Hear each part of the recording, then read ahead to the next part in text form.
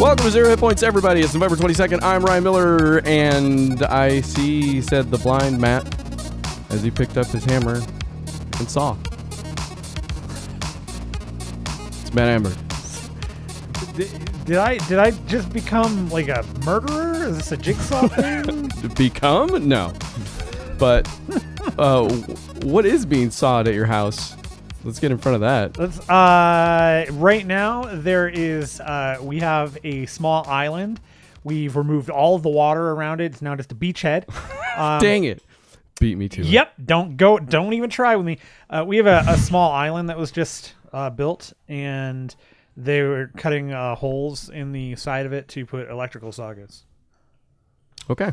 Yeah, Right. I'm having a lot of.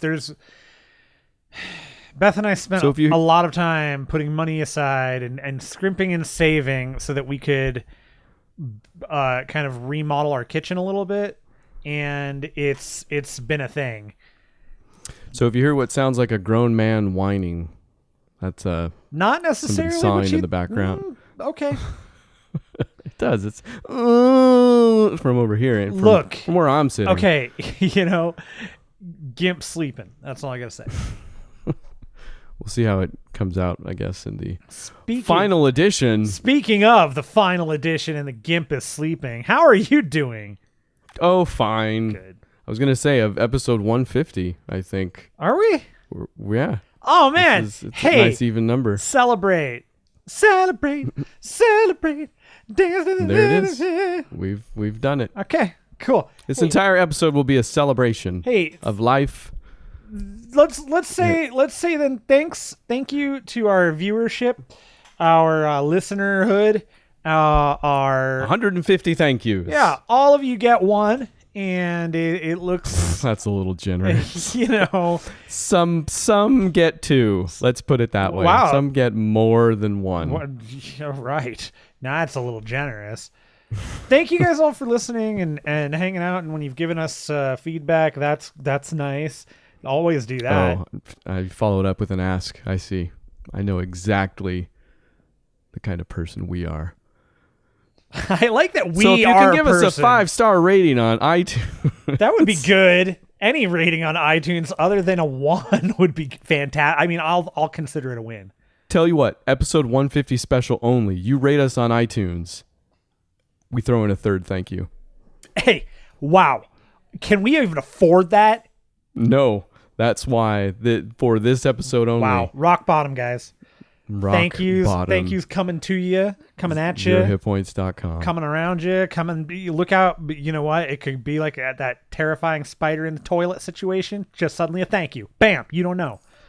Which I didn't know existed, and now am terrified. Yeah, I'm glad you're terrified of toilet spiders. They scare me ever since arachnophobia. It's true. It's the fear that'll save you. Mm-hmm. It's when you're not afraid of toilet spiders that. Yeah, no, I mean there's a reason I poop where the dogs poop is all I'm saying. And it's spiders. Why not?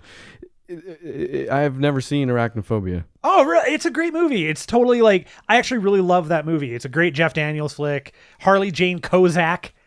John Goodman? John Goodman's in it. He's not in it. He was kind of big in the previews, but he's not in the movie a ton. He's 250. Yeah, he had lost not a ton of weight here. He was still gaining because he was still Roseanne heavy. Nope. Yeah, no, it's a fun movie. Healthy heavy, not like nowadays where he's like super healthy. He's like he lost. Oh, is he back to? I thought he went back up and then. Did he? Yeah, well, he kind of fluctuates, doesn't he? It's like every role is different now. It's true. So yeah, no, it's cool. Julian Sands is. I love Julian Sands a great deal. He's fun. There's a guy in the movie that for the longest time I kept thinking, over recent amounts of time, I kept thinking, man. That guy, it had to be Ed Helms. Ed Helms is in that movie. It's not Ed Helms, but it's a guy that very much so reminds me of Ed Helms. So I'm glad that I feel like he would have been 5 at that time. Yeah, I don't know. Maybe. All I know is that I feel really good about wasting time talking about that movie. It's a good movie, though. Yeah, it's fun. Movies we haven't seen this week. That's actually a really great movie to watch with the kids. It like totally good intro. There can't be any gore in there, really. No, right? It's just there is one scene of gore, and it's at the very beginning where you kind of find out that the big daddy spider, like it sucks all the blood out of somebody. So they're like a type thing, but that's pretty much it. And then after that, but the blood is inside somewhere else. It's not like out everywhere. Yeah, no, the blood is inside the spider. It's just See? like it's just like a darkened corpse basically. That's just kind of right. like so perfectly fine. No gore, but good like total. It's totally a movie for kids. Totally a great intro. I'm into it. Let's do it. It's fun. You'll like it. I think you'll actually really like it. It's good. What about movies you did watch this week? So in the anticipation, the thrill of the upcoming Star Wars film. Oh. That comes out on my birthday, that I have tickets to, that I'm going to go see on my birthday. You just doxed yourself. Man, I forgot. Now you all know my name and my birthday, and my social security number is 74. We decided we're going to watch the series in machete order. With the addition of Rogue One, because Rogue One's not actually in the machete order right now. Okay. Now your tweet makes sense. I actually thought it was I thought the machete movie was worked in there somehow. Oh, that would have been good. I wouldn't have mind Danny Trejo being in. I see now. Okay, so machete is that you chop up the original release order, or do you chop up the chronological order? I don't know. So the machete order is it's a chronological storytelling like concept where they focus the movie around Luke Skywalker as opposed to Darth Vader. Yeah. Right. And so what it is essentially it's kind of a forwards backwards thing where the order you watch them in is episodes 4 and 5, so New Hope, Return of the Jedi. Then you do a flashback to New Hope, Empire. Yes. Unless it's 4 and 6. I'm sorry, yeah. Okay. I want to make sure, and since we're getting to the order here. 4 and 5. Right. So right. So New Hope, Empire. Right. You're good. Then a flashback to Attack of the Clones and Revenge of the Sith, and then you finish out with Jedi. So you get the full, like, it's here's Luke, you get the backstory as to why Vader is without dealing with the Trade Federation. You never see him as a kid. I was gonna say, I noticed Phantom Menace is just if you off the list. Yeah, well, and in that, if you think about the storyline, that is a totally superfluous movie. It was great at the time for what it was, but then in the span of this makes a little more sense. Also, I mean, if you are centering around Luke, it doesn't. You're right. That would throw that all off. Yeah, right. Other things. And if you think about it, like 2 and 3 focus heavily on Obi-Wan and Anakin, who are, the massive extensions of Luke Skywalker. Essentially, in the first 2 movies, 4 and 5, it's Luke and Obi-Wan are, that's that. So right. It's really more you get the backstory with and it's a cool order. And so we decided to throw Rogue One into the mix, and in doing so we just decided that's how we're going to start off. We're going to start off with something that is not Luke related, but kind of brings you into the world. You have a starting point. You get the end bit with Leia and Vader. So you have all of the building There's blocks. Enough hooks. Yeah, it's great. And it's just a good movie. And it's a good movie. I will say rewatching that at home is a downer in the sense that those graphics are bad. Oh, they don't get any better. No, they are significantly worse. Like, significantly. And I never thought they were good. I mean, they're probably technically very good, but even then, not really. No. I've seen CGI you mentioned it, dude. Humans that I feel like War or Planet of the Apes. The Planet of the Apes movie is like there you go. Yeah, sure. Man, if you can make a monkey look real. If you can't make Andy Serkis look like a monkey, that doesn't make you want to throw up. Right, but you can't right? You can't make somebody look like somebody. I don't. Look, we're getting into Rising Sun situations here. We're going to need to call Sean Connery. We're going to need to get a hold of Wesley Snipes. We're gonna need to get hold of If Tia only. Carrere because she's the only one that can do any of this stuff. What if we just have Wesley Snipes bring Connery out of retirement, a la Finding Forrester? Like he's the black kid. I love it. He Yep. does it. Except it's Blade. Done. And Sean Connery is taking the place of Chris Christopherson. Oh, writes itself. Yeah, no. And I'm just. Oh, he's Chris depressed. Christopherson's dad because they're both like So- super old. Okay, I'm gonna apologize for moving you along several times during this. But what movies did you end up actually seeing? Then did you make it through the Rogue whole? One. We watched Rogue One. Oh, okay. So just okay. Just all right. Rogue One. Yeah, we're we've got a few days until the 15th, so we're gonna work to it. Jeez, And- we do. Yeah. Yeah, I didn't know this seemed like months away. I'm like, oh, you're giving yourself plenty of time here. No, it's I've got it's like 3 weeks. 3 weeks at best, isn't it? Yeah. Yeah. Okay. Yeah. Oh. Yeah, there's so much excitement. But that was it. Rogue One. I love that movie. I think it's. I love how it ties into the other movies. I love those characters. Everything about it. Like in rewatching it. I like Krennic. I love Krennic as a bad guy. He's such a fun. Krennic's great. He's such a fun bad guy, especially because he starts off as like, okay, he's a bad guy. We know he's part of the Empire, but he carries himself with this gravitas when you first meet him, when he first meets Mads Mikkelsen, and going forward, you get this kind of, okay, he's got an air about him, and then you get to watch him slowly turn into a hissy fit throwing teenager, because Well, you find out that he's behind Tarkin, like right. Yeah. But he also gets to be the pissy teenager because he's behind Tarkin, and Tarkin is very purposely not giving him the credit to the people that need to hear that he's the one making all of the strides and getting the Death Star built.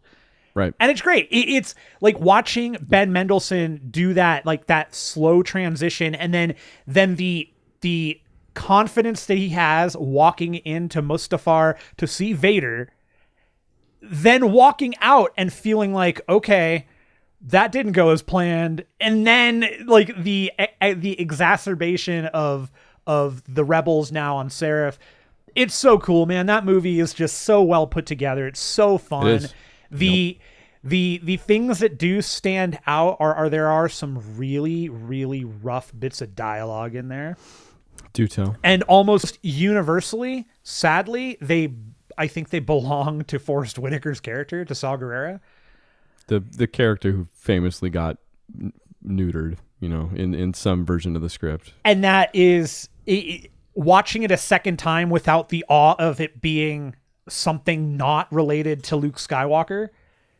How do you mean? What are you talking about? It's a little more apparent, and it doesn't kill anything. It's just like the first time I saw the movie, I kind of I glossed over some of that stuff where it was like, okay, maybe it wasn't as bad as I thought it was, or wasn't as cheesy. I shouldn't say bad. It's not bad. It's just, it's a little Just cheesy. his betrayal or his character or No, the dialogue. It's just bad dialogue. Gotcha. Like Okay. he's fine, if not affected in his own Forrest Whitaker. I mean, every character he plays has Forrest affects his Whitaker voice. eye, Yeah, right? sure. And- But also he's the wild card as far as the story goes, but he's also not all there. Period. Right, mentally, right. No, sure, as a sure. character. And I think So- I think he plays the part fine. It's dialogue that Okay. I just don't think it was very well Sure. written dialogue, or it just needed a little bit more. I still also really, really love the lack of fanfare that some of those characters get in their death, especially Bodhi, who is ultimately the key to the entire movie. Without him, this movie, the rebels never get anywhere, because Bodhi is the pilot. And the fact that there is, I mean, cinematic fanfare, he gets none. A grenade is tossed into where he is. He looks at it, boom, he's gone. Yeah. Like Sharut is definitely going to get that, and Baze also have to kind of get a little more of a cinematic thing, because they're the guardians of the wills. They're force sensitive. The heart of the film. There's you that could even say. right. Totally. So they are of course going to get those, but letting Bodhi and even kind of K2, he gets a cool moment, but it's not focused on him. It's just bam, bam, bam, he's dead. Everything's pretty unceremonious. And and I love that because that's what makes it that kind of Dirty Dozen war movie where not everybody's gonna make it out, and most everybody's not gonna die in some glorious manner. They're gonna die in a terrible way or in a very, oh my god, they're gone, you know? Right. And I love that. And I do kind of wish that we could have seen some of that original script stuff where it was a little more bleak and a little more violent, because I think that would have been really, really great to see. But it's Star Wars, so they can't, there's clearly a point to it. But it's Star Wars, not Matt Wars. I love it though, man. That movie's cool. Haven't seen A New Hope in a while, so that'll be fun to go back to. Is that this week? New Hope is next? New Hope will be this coming week. I guess we'll probably do New Hope and Empire. I don't know what we're gonna do. Plans are everything's fluid, flexible, in flux. We're in flux. We're capacitors. Do you remember Police Story 1? I'm vaguely familiar with it. Yeah. Do you remember Police Story 2 being a sequel to Police Story 1, wherein it was a little wacky? I watched Police Story 3 this week. Okay, and it is completely different. Okay. Completely. Do tell. Like, there was maybe 10 minutes into it at most, and I realized that, number one, it's not dubbed, which I don't know if I ever mentioned that, but Police Story 1 and 2 were both dubbed. Sure. It just strangely, it just was weird. Always watch the dub version. Never read Police Story subtitles. 3 not dubbed. Very much more cinematic, not as goofy altogether. This is, you get the feeling right off the bat, but basically I figured out this is the one that's also called Super Cop. Oh, okay. Yes. Yeah. Very much meaning that movie. it went and had a push overseas. Yeah. It's super obvious that this is just completely westernized in its sensibilities, just way more palatable. Yeah. And I don't know if I'm a bad person for saying that it worked, and it's my favorite of the three so far, for sure. Well, I mean, I don't know if you're a bad person so much as I'm not a great person. You're a great person. No, I mean, in the pantheon of, I mean, look. I will say, looking back, I feel like I like Police Story 2 more than I gave it credit for when we talked about it. Okay. Maybe it was just having something to compare it against. But yeah, Police Story 3. Well, Super Cop, I remember good. that one. I totally remember that one. It's good. It's really good. And Michelle Yeoh, a very young Michelle Yeoh in there. Like, it's amazingly evident why she's had a long career. Like, she totally can hold her own in that movie. Right. I think that was the first time I'd ever seen her. I think that was the first movie I saw her in. It's the earliest I've ever seen her, for sure. I mean, chances are she had done more in China before this, but very likely, especially to get cast in the next Police Story, like I don't know if they were going for unknowns at that point, was given how huge that franchise was just then. But yeah, really good. The stories just put together better, just all around seems better. And again, maybe just seems more like what I'm used to. So take that for what you will, but super enjoyable. I'll take it as you liked it and that it was super enjoyable. It has the funnest heroin overdose of all three movies. Dude, heroin overdoses are fun, though. Or maybe the funniest, I should say, they I guess. Also are humorous. It's not like it wasn't more fun. Not Train Spotting hilarious. This girl overdosed. No, okay. Not at all. No. Okay, yeah. It's just filmed really hilariously. Like, it cuts between like her arm, and then it's just a close up on the top of her head with her head back, like, oh yeah, and then it just cuts to the other one, and then she's dead. All right. I do love the weirdo. I love when this happened in the 80s a lot, when there were a lot of like weird drug overdose deaths. I remember like in Lethal Weapon, the first Lethal Weapon, like it opens with the girl like doing cocaine in a hotel room, and then she's like overlooking the hotel, and then she jumps out the window. That's right. And it's like, that's a good one. I think that's what happened. I don't remember her being pushed. I think she jumps, and it's and even in my head, like even as a kid, I was like, I don't feel like that drug makes you do that. Yeah, I can't remember. Was that was part of the story though? It was. It was. The drug was laced, or it might have been laced. But it was definitely the cocaine. It had to do with. All I remember is Mr. Joshua was played by Gary Busey. Fair. And then there's another guy in it that people recognize who's in movies. Al Leong. That guy's in it. He's in like every movie. He's in Die Hard, and he's in Big Trouble in Little China. But we don't need to talk a ton about Police Story 3 or Heroin for that matter, because I also watched The Dark Tower. Hey, that sucks. I got excited because you said The Dark, and I blanked out the word tower, and I heard Crystal, and I went, that's really cool. You didn't watch a good movie. I have a feeling you've blanked out this entire movie. So I am well aware that people who have read the books don't appear to have anything kind to say about this film. Yeah. I've not read the books. Okay. So I'm very much... You're the perfect person for this movie then. Possibly. But I'm also... And I think we had a semi-extended conversation on this when I saw the first trailer. And I sent it to you and was like, whoa, look at this trailer, how cool it looks. And you were like, I don't know about that. And that's when I was introduced to this world of books. No, but... then I went to a library. I'm very much okay with movies that can stand on their own 2 feet. Yeah. I am empathetic and, of course, understand why, and have probably participated in myself some disappointment over film adaptations of movies. Sure. You get invested, especially for how many books are in the freaking Dark Tower film series? Adaptations of movies. I don't know what that means, but how many books are in the Dark Tower series of books? 7 books, I think. Okay, the first book is called The first book is called The Gunslinger. I know there's a ton here. This might be the most egregious of all these opportunities to badly adapt a book, or however that goes. As a movie, it's totally enjoyable, stands on its own 2 feet. I will say I got the feeling that it was painting in broad strokes, both thematically and as far as the plot goes. Like I got the feeling that they may have been moving fast over the material. It's not terribly complicated, but it's well done. It looks good, and it moves and is put together. Like it at least takes the parts that build a cohesive and well-paced story and puts them together in a good way.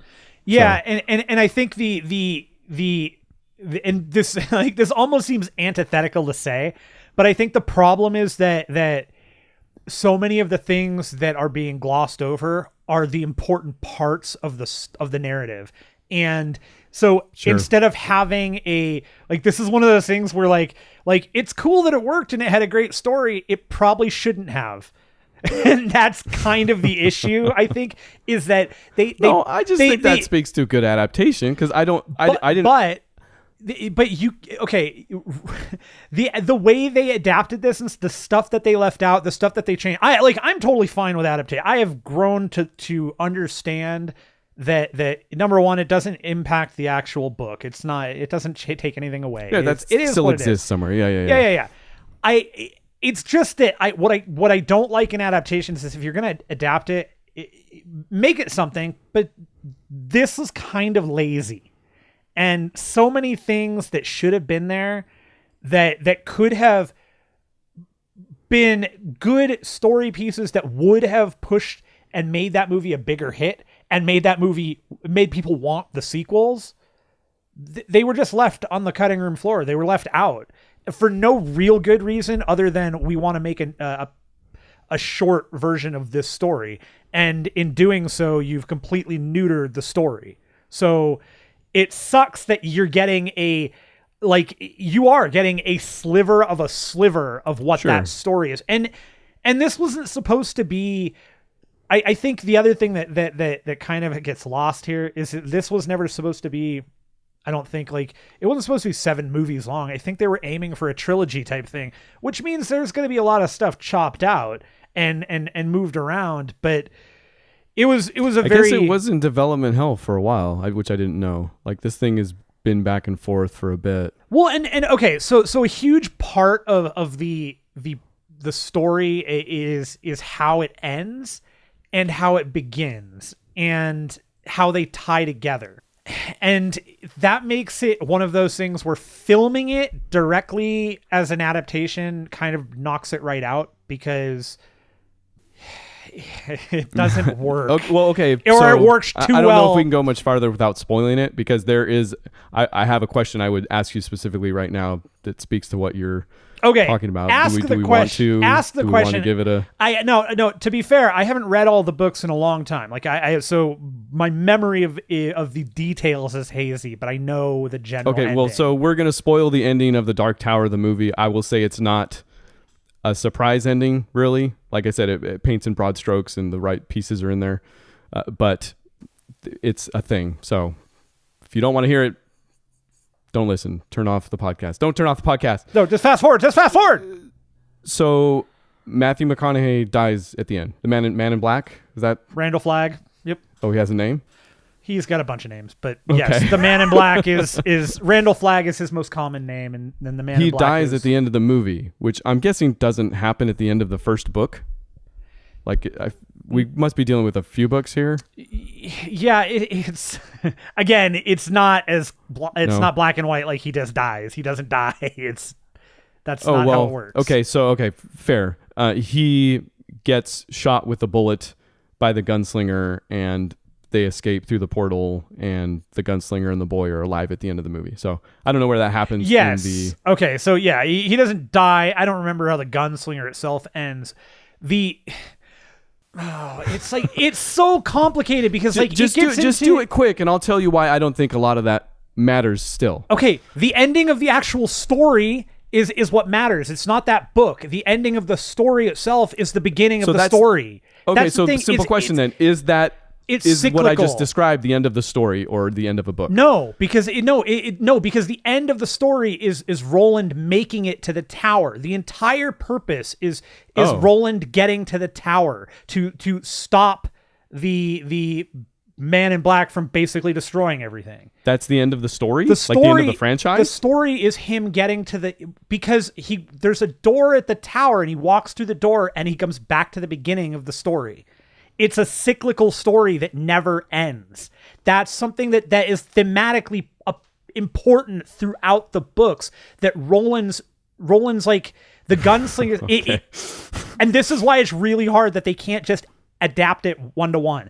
There's a whole mess of weird crap that explains how it's cyclical for him.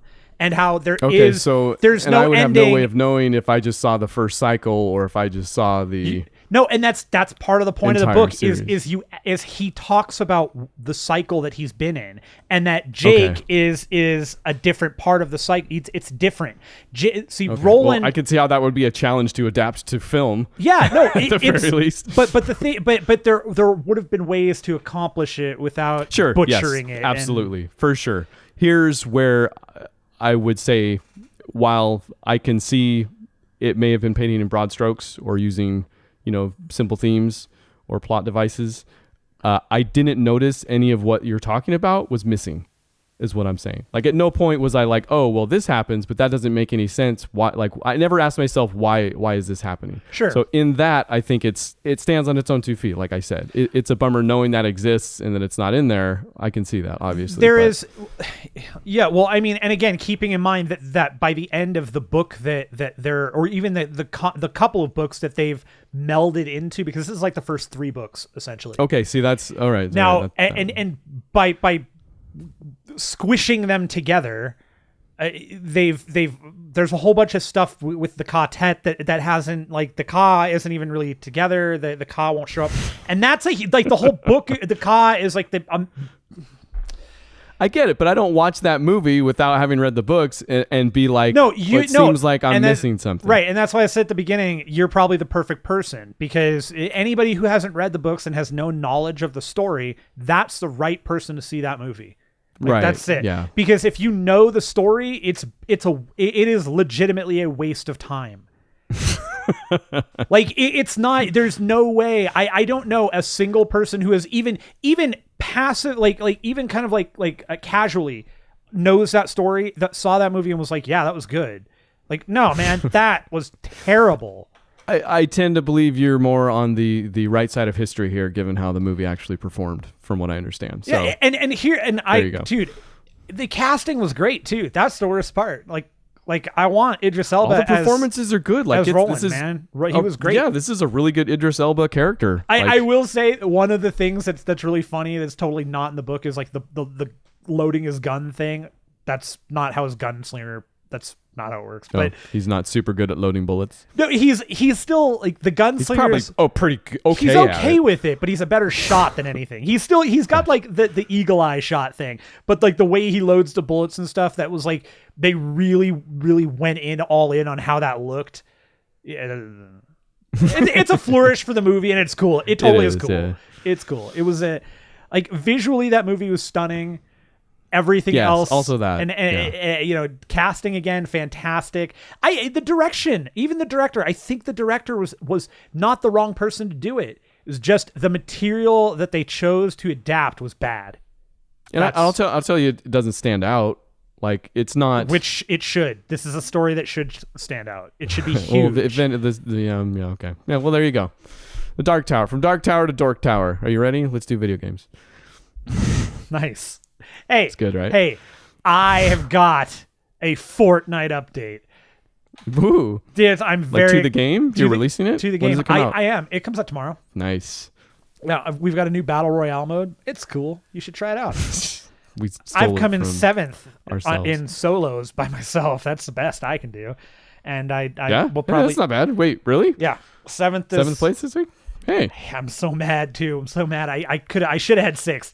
It's another one of those things where just did you run out into the middle of? I didn't have a choice. This was not a I could avoid the fight. It was I made the wrong decision, and I know why in analysis. I didn't think he was going to do what he did. Basically, I ended up building stairs right next to his base because he was in there and he started shooting at me and started throwing up walls. So I was shooting at him, and then he was moving around, so I was trying to get around. I had nothing, so I was building out, and I started building out, and then I built a set of stairs up, and the stairs ended up being like right next to his base. And as I was going up the stairs, he was like right at the perfect angle to like one shot. And just gotcha. Yeah, popped me in the head. But no, the exciting update here. So the Fortnitemares event is still going on. It goes till the 29th. I finally got the last card I needed, and I got the pumpkin launcher. Pumpkin launcher. What does it do? It doesn't do anything. It's just got a pumpkin for it. That's it. It's just an orange rocket launcher with a pumpkin for the head, and I just really wanted it, and I got it. I audibly went whoo when when the card popped from my loot llama. I gotta say, as far as loot box related things go, which Fortnite certainly has, their implementation is the most enjoyable to open. Because it is a llama, and the llama says things, and then llama pinata, isn't it? Yeah, it is, and then it explodes, and even when it after it's exploded, it says things like the Fortnite, the Halloween one. You know, depending on what you had, it would say something like, "Oh, hey, nice axe." You hit it with the axe, and then, "Hey, what's up, Death?" And it's just fun to say. Loot Llama. Loot Llama is fun. No, whoever at Epic came up with the Loot Llama, that person is the genius there. Give them money. Guy. Yeah. Real cool guy. Hey, could have been a cool lady. We don't know. Don't assume. That's true. Yeah. Sorry. So Fortnite, having a lot of fun with that. I also have picked up the Super Mario Odyssey video game. Okay. That game, dude. I can legitimately tell you, like, I even mentioned it to Beth last night. She was watching me play, and she was like, I don't know when the last time I saw you just, like, laughing, like, having fun. Just period. It's been just, a real dark time, never been, you have become, I've become, if you haven't seen it yet, you got to Google the Batman Who Laughs. There's a new DC series called Metal, and it's phenomenal so far, and I've heard of that. Yeah, as well. It's a big crossover with everybody, and it has to do with like Batman's psyche in some way. And there's a character called the Batman Who Laughs because there are all these different Batmen basically, and he's real weird looking. And that's you. That's what you're saying. Yeah. It's just solid fun. Like it's beautiful. It was throwing your stupid hat onto a Tyrannosaurus Rex. It's a novel. It's really funny. Love it. The other things that like I had no idea you were going to be able to possess, like chain chomps, bullet bill. Nice. The bullet bills are my favorite because they get like fired out and they're like because it's 3D, they're free flying. So they go like they kind of Tokyo drift. They go and come around corners and stuff, and like when you possess it, you can go faster and fly into like walls and blow them up and stuff.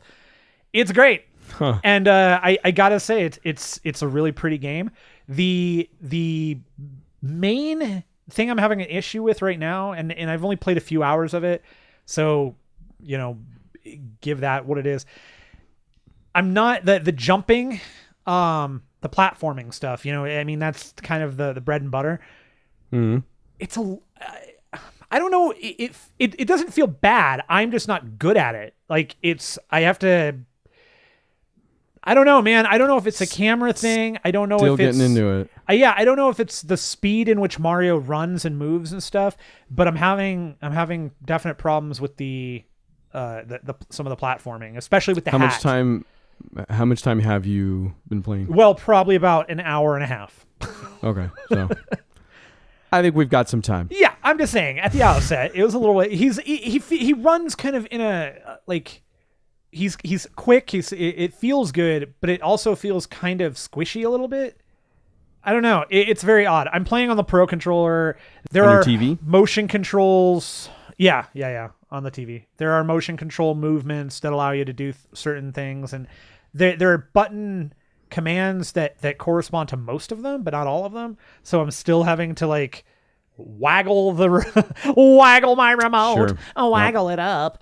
But yeah, overall, man, it's very good. This is definitely a solid Mario game. Cool. Yeah, like it a lot. I haven't heard any real gripes about it out there. No, But- I like it. I like it a lot. Sweet. What about I you? played a game for an hour and a half too. What did you play for an hour and a half? Not the best Mario game. Star Wars Battlefront 2.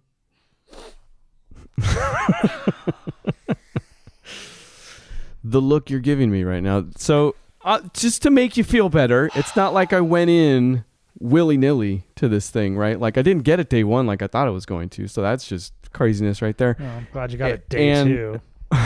Did I? Yeah, that might have been when I got it. Just hearing people talk about it, because we knew about all the loot box controversy, but I'm not a huge multiplayer guy anyway, so that really wasn't moving the dial for me one way or the other. But hearing people talk about the campaign was not real encouraging. So I like that. I do love whenever you do these intros and you're like, it sounds like you're gonna say a positive and you don't. I'm just like an hour and a half into it, so I'm not going to say a whole lot of positive or negative, really. But it did take some. I had to work myself up to it at least, because I heard these people talking about not enjoying so much the campaign, but there's still that thing in the back of my mind that's like, it's hard to get a feel for when something's good, bad, or bad, good. You know? Sure. Like I wasn't expecting it ever to be great. And when they talk about some of the stuff, I'm like, okay, yeah, I wasn't really expecting that to be great either. I was like, you get to see Luke Skywalker or something like that. Right. Like I wasn't expecting that to be some revelatory experience, or even like, oh, that makes a lot of sense in the universe, or this changes that thing that happens later in the movies. None of that, right? I'm just like, you get to see Luke and he does something stupid or says something stupid, and you're like, that's it, right? So it was hard to tell, like if they got that, or if they were just like, this isn't a good game. I'm like, yeah, I get what you're saying. So number one, that. Number two, I was like, well, I guess maybe I was like, what if it's like a litmus test? I'm like, here, I get to find out like how indoctrinated I am right now. I'm like, if I play this thing and it's good, I'm like, there's no hope for me. Like I need to recuse myself from like every Star Wars conversation from here on out, because I'm not trustworthy. So I thought that would be fun too, right? So I get it. And again, I'm only like 2 levels into it. I will say it doesn't start bombastically. Like it's not like a 1-2 punch of a beginning where you're like, whoa, you know, that's the beginning of a video game. None of that. It's more intriguing. Okay. You start out in the cell as Aiden Versio. Our heroine.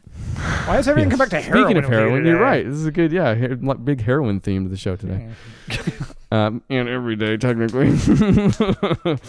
So pop that bang. It's more intriguing than it is amazing. You start out in the cell. It introduces you to some of the mechanics right off, which are, number one, the little robot you have on your back that will pop off and go shock guys for you or open doors for you, which is actually cool. I'm liking that dynamic so far. And then I think the second level I did was flying around in a ship for a bit and then landing, driving into a hangar, blowing up the hangar, and then hopping out and running around the ship, blowing stuff up, and then taking off. So cool set piece as far as that goes. Sure. But it also has more of a kind of procedurally generated feel. It's not atmospheric in the way that, you know, you walk, this is an impossible standard, but you walk through a BioShock level and you're like, man, they're like the stuff on the shelves here you just want to look at, and somebody put it there for a purpose, you know? Like, this is very handcrafted. You don't necessarily get that feeling walking through this game, which again, impossible standard, but, and also for the Star Wars universe, maybe even more impossible because, you know, that doesn't describe, like, the Star Wars has already been about stark corridors and that type of thing. Although you are in the Rebel base, and that's more of an Empire aesthetic. So slow start is maybe the worst thing I can say. It's still fine, you know, and I'm still going to continue to play it. I just haven't had any freaking time.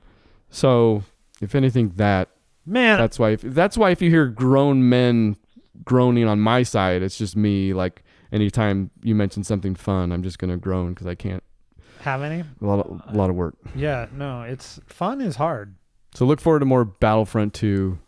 Is this going to end up being like, it's going to be like a 4-hour campaign, and it's going to take you as long as it take you to finish freaking Infinite Warfare.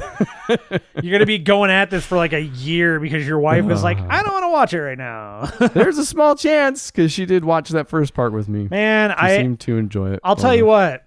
Do tell it to me. I kind of maintain where I've been sitting. The gameplay in that looks great. I don't like the progression system. Like, regardless of the crate thing, I don't like that progression system. That's just bad. That's just stupid to me. We'll get there. But I have seriously been considering watching all of the videos on YouTube, for the single player, since I'm probably never ever. Oh, like just to get the story. Yeah, dude. I didn't mention this, but that game looks as good as anything you've heard. Hey. Like, it looks fantastic. Like, I've got it. I mean, it took me like 30 minutes to figure out if I had the 4K thing, because I didn't want to start playing it until I was sure I had the 4K patch on my Xbox One X. Shoot, almost sounded like an idiot right there. Yeah, didn't I? So I figured it out, and then it definitely has it, and it looks really good. Like, I've done it on my computer monitor here, 4K, and then up on my TV, 4K, and it's just fantastic. Just gotta love all those Ks, and I'm still just thrilled by the fact that Aiden is played by Shiva Kamini Somarkandar from the League. And so far, she does a respectable job delivering some of those lines, maybe not as I would have, I guess. So and you went to film school, so you would know. Actually, you know what? Screw it. Let's get into it. This is Star Wars Battlefront 2 has been a thing still. All right. We've talked about it enough on every show for the past however many. But it's the gift that keeps on giving. So it's the game that keeps on gifting. And even just weirder stuff like this, the going semi-chronologically here, we very obliquely mentioned not threatening people with death because of anything that's been going on with this game, as bad as it might be. Yeah, and let's just go ahead and say that's just a general rule. Like, going after game devs for video games, like, just in general, just don't. You might even say people. Yeah, well, okay. Look, I don't know. I might even say people. Look, you might say that. I'm not going out on that limb. I'm just talking about, that's fair. You don't threaten game devs for a video game. I do not care how important that game series or character is to you. It's not worth threatening somebody's life over. It's also not worth creating a make-believe position at EA for yourself in order to claim death threats. Well, it is, as it turns out. It totally is, as long as you are not being asked questions by anybody and nobody's digging into it, like journalists or Jason Schreier from Kotaku. And that's where this guy ran into a problem. Big Sean 66 on Twitter, big scene, who was claiming death threats, that he received many death threats on many different days for various things that he did at his job at EA. And then, Schreier dug into this thing and Electronic basically Hearts. found what seems like a bunch of wannabe posts. Like, it seems pretty conclusive that this guy just was using the internet to act like he had a job at EA, which is a weird thing to do. Like, yeah, out of all the game companies that you want to pretend to work for, why would you pick that one? Like, to defend them, like, against which I mean, right? Who? Yes, there's a lot of overreaction on the internet, sure, but dude, you are part of the problem, and now see, this is a situation where you, as previously mentioned, say don't give other people death threats to anybody. Whereas me, I'm like, don't impersonate anybody, and you're like, don't impersonate an EA employee. Yeah, only. I mean, that's as far as we'll go. If you're going to impersonate somebody, have standards. That's my point. And it's a good one. Like again, and this is my problem with most low-level criminals in the first place. You're not respecting yourself or the craft by robbing a convenience store. It's right in the name, convenience. Yeah, you're taking the easy way out. Thank you. Finally, somebody reads between the lines on this. So that was the first thing that was, again, that might be as weird as it gets, but then EA thought it would be an idea to do an AMA. They did think it would be an idea, and it was. They were correct. It was. Did anything specific come out of this AMA that you want to mention? It seems like it was mostly just a bunch of get in touch with the consumer base. This was definitely completely a 100%. We're getting lambasted in every corner right now for everything we've done in this game. We've got to get. We need to get developers or somebody out there that can stem the tide and talk about good things. And the unfortunate thing here is why they would do this in the first place. I have no idea. You number one, you sent somebody in to make a statement that became the most downvoted comment in history. Then you decide to do an AMA thinking we're going to build goodwill or something. I don't know.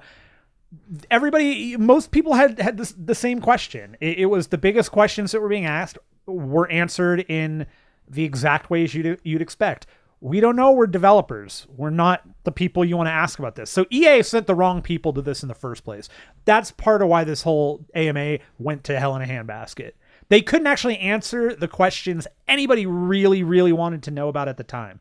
Basically, somebody continued to do the math on Reddit here. Camper is his last name. It said there's a grand total of 324 cards. Upgrading these will require a total of 155,520 crafting parts.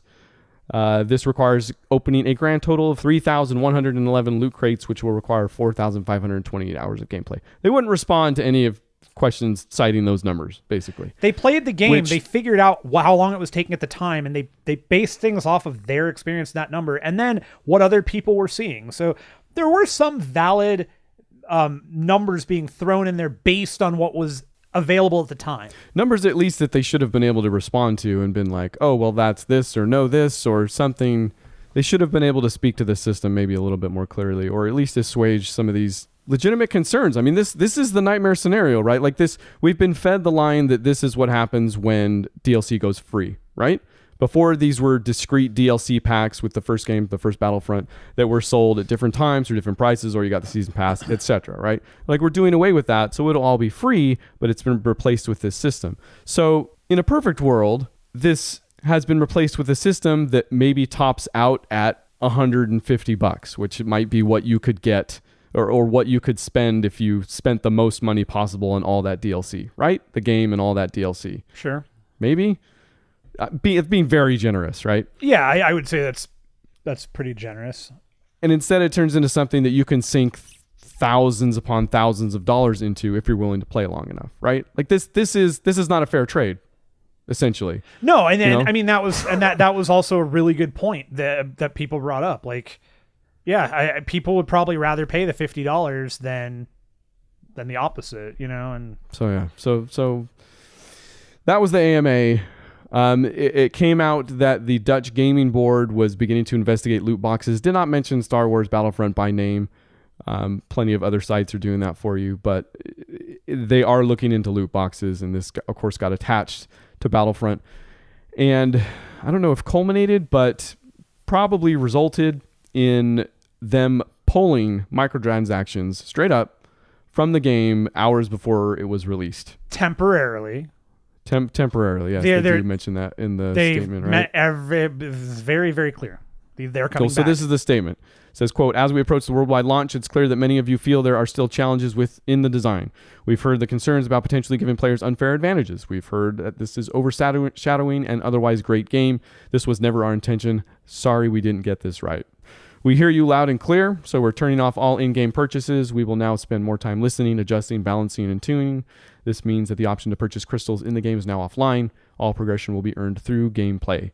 The ability to purchase crystals in-game will become available at a later date, only after we've made changes to the game. We'll share more details as we work through this. So microtransactions will be turned on roughly January 2nd, after everybody's been given the game for Christmas, everybody's got the game, and the mass majority of their money has been made on those initial sales. Very possible. Within the first, I have a hard time thinking those things are going to stay off longer than about a month or two after the new year. There's just no way. That's such and that's such a non-answer. There's one way. There's such a non-answer too, because like the problem with your game isn't just the loot boxes. That whole progression system is bad.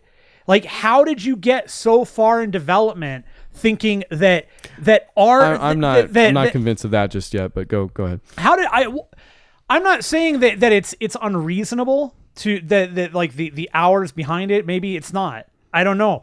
But the way that your progression is based on star card, how many cards you have, it sounds bad, but again, I could see it could work, and none of us have played it yet or have that experience. No, man, it could work.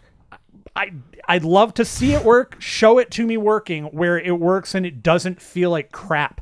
Like that you craft the cards that you want. Okay, great. So you're still having to burn through all your credits to get your loot crates, to get the crafting parts. But then the thing is, man, and this is all over the place in comments everywhere, Reddit threads, that after your initial boost of credits, dude, that's a drip. And it's a bad drip, and you're not getting jack. So you may get all of your heroes unlocked and everything, those things unlocked. But my understanding of it, at least at this point, is that you're definitely going to be split between, do you buy all the heroes or do you buy loot crates to unlock more cards? Because it's not going to be both. Right. And I mean, the drip of a Battlefront game is always bad after like the first 10 levels, 20 levels. Battlefield, whatever.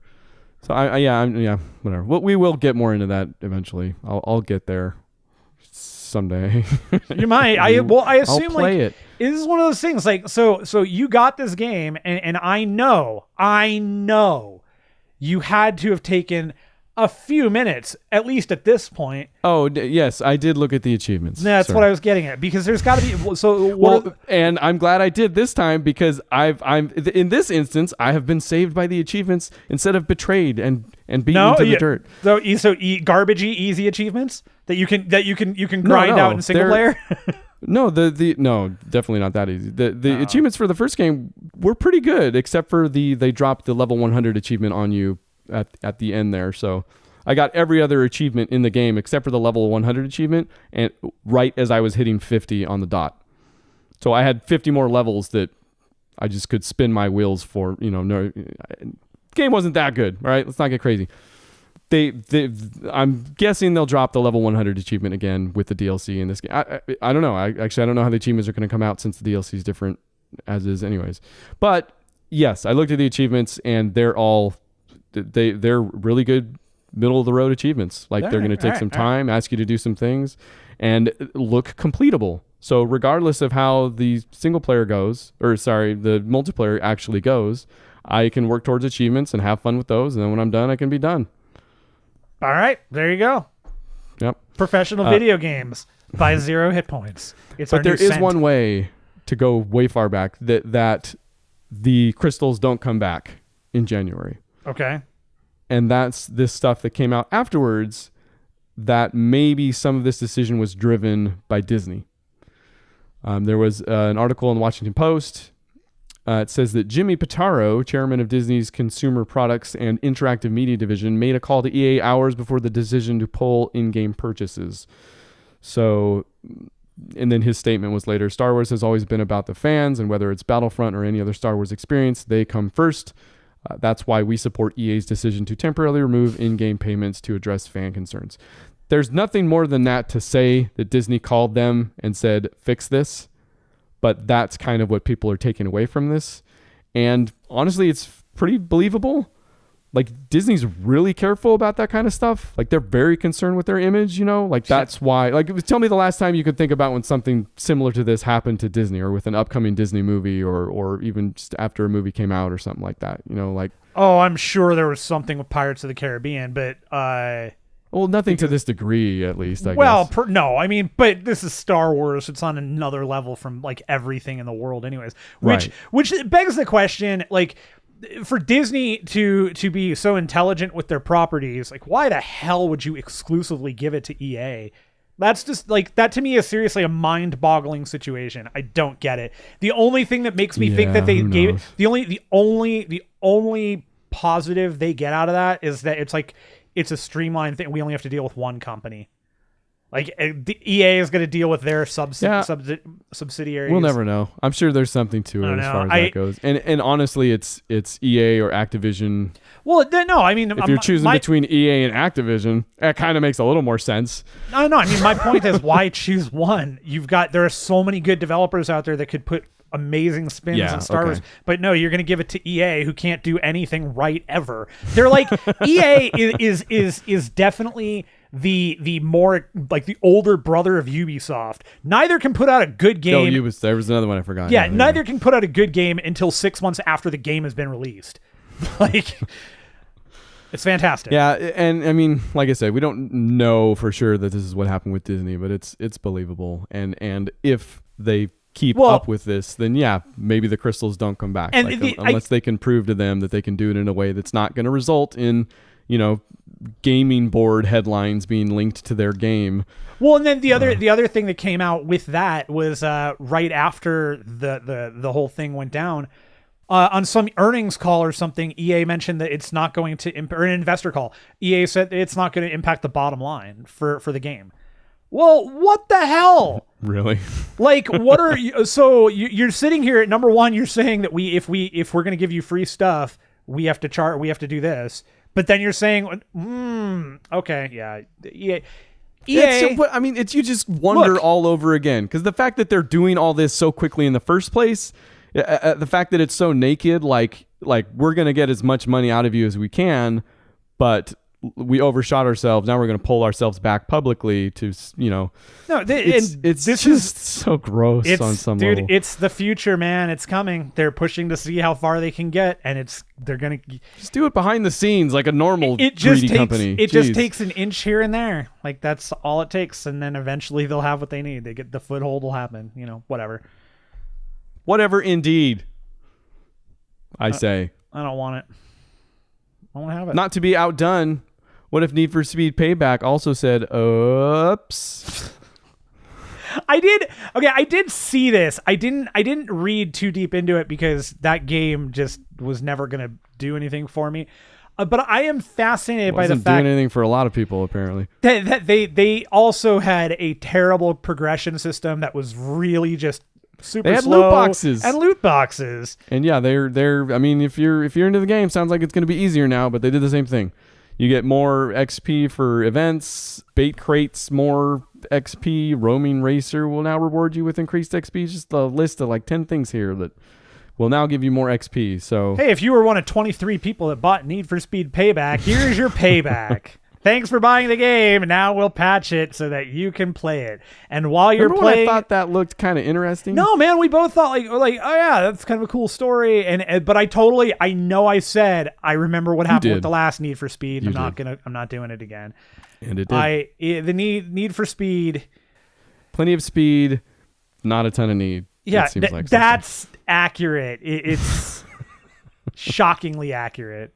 Speaking of things that are shockingly accurate, it is now time for everybody's favorite portion of the show. Another dubious claim. The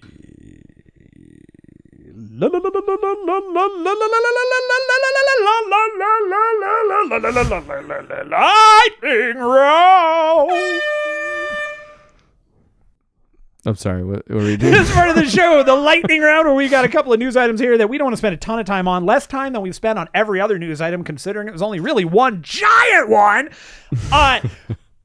And Ryan, oh man, we totally skipped over the trailer park. We did. There was actually a couple trailers that I forgot. We went straight to Star Wars. Here, we're going to throw those into the lightning round because I don't care about them in any meaningful way either. Great. So here we go. The lightning round. 30 seconds are going to be on the clock here. The delegate from Iceland is ready. Reykjavik is coming for you.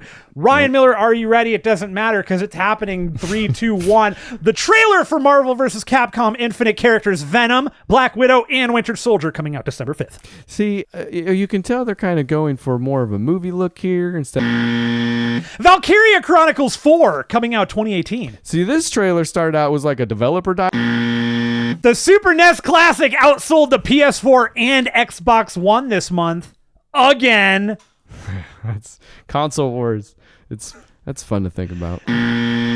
Disney has announced that Marvel Heroes, a.k.a. Marvel Heroes 2015, a.k.a. Marvel Heroes 2016, a.k.a. Marvel Heroes Omega, a.k.a. Marvel Heroes Omega now on PS4 and Xbox One will be shut down in the near future. So, wait, which one? Perfect score! Yeah, you did it. Hey, everybody's a winner. Hey, games coming out yesterday. Moira is live on console and PC for that. Their Overwatch. Go check her out if you like video games that are called Overwatch. I haven't tried it. I haven't seen it. Played her? No, I don't even play Overwatch anymore. Are we going to stream tomorrow at 7 p.m. PST? We will. We'll get there. Why are we? My Overwatch? Or do we still want to? Do you want to do Overwatch? Battle Royale? No, I want to do what you want to do. I only ever want to play Fortnite since we can only get to second. All right. Hitman Elusive Targets have been reactivated. I gotta go check those out today. Yeah, did you do any of those? No. I think they come once a week. So you got maybe 10 weeks on this reactivation. Is that right? I don't know how if they're just going to cycle them and consistently go through. I kind of imagine they will. No, they're not. They say this is another one chance. Like if you fail the mission one, you're done. Yeah. And also when the rotation moves on to the next elusive target, that first one's not coming back. It sounded like ever. Oh, well, that's a lie because they just reactivated and brought them back. So, today, though, games such as Animal Crossing Pocket Camp, which sounds very filthy, and Earth Defense Force 4.1. Wait till you play it. Wing Diver the Shooter. Yeah, that's his delivering on the titles on that one. Wing Diver the Shooter. Wing Diver the Shooter. I feel like they're just throwing subtitles. Like they got a pile of subtitles over there. it's like somebody's got a Mad Libs book. Yeah, that's it. They got it. Wing Diver the Shooter. That's it. EDF 4.1. Go. Tomorrow, Splatoon 2 gets an update with some new levels, gear, new level cap, and amiibos. Yeah, some new functionalities there, I guess. Functionality. Next Tuesday, the 28th, Resident Evil Revelations and Revelations 2. Hey, what are you gonna play now to talk about next week on the show? Give me the details. Star Wars Battlefront 2. That is... I feel like promising beyond that would be ill-advised. I am not thrilled with that answer, but I will accept it for what it is. I might not be either. We'll find out. Hey, cool. I'm going to play some more Fortnite, and I will probably play Super Mario Odyssey. I still got to finish Cuphead. I'm so scared to go back to that. Oh, man. Now. Yeah, we didn't get a chance to stream last week, so if you did try to tune in and we weren't there, that's why, because we weren't there. So sorry about that. Also the Cuphead. I'll do it the Cuphead this week. Yes, also the Cuphead. Hello. The Cuphead stream. I am the Mug Mat. Abbreviated it. I'm going to stream 0 to 200% in that game. You'll see. Hey, start it. Do you think that when I come down there next month for the Video Game Awards, do you think that we should get some cardboard and cut out Cupheads to wear to the Video Game Awards, like helmets, like Cupheads? I'm sorry, who's this?